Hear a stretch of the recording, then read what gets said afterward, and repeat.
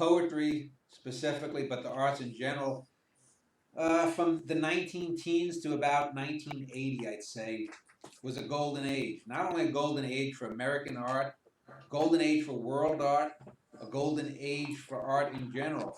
We had the crest of modernism. You had you had the rise of the dominant art form of the 20th century, film.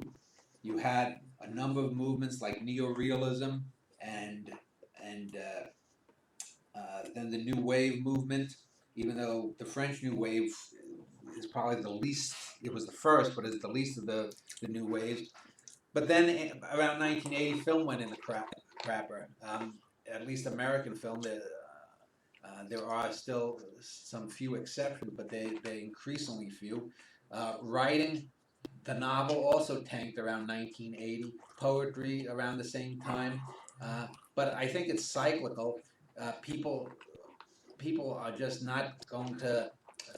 Well, when I say people, the small group of people that really do appreciate artistic expression and of depth are going to want something more. They're going to want films that go beyond just being melodramas. They're going to want novels that go beyond just being cliche fests that have shallow characters that are like the people themselves. And while poetry is never going to be what it was a couple of hundred years ago when it was the dominant art form, and novels probably won't ever get back to being the dominant art form they were in the 19th century. Film is probably already being going to well, if it's not already displaced, it's probably going to be displaced by something else. I don't know what. It's probably something that's going to be discovered at some point.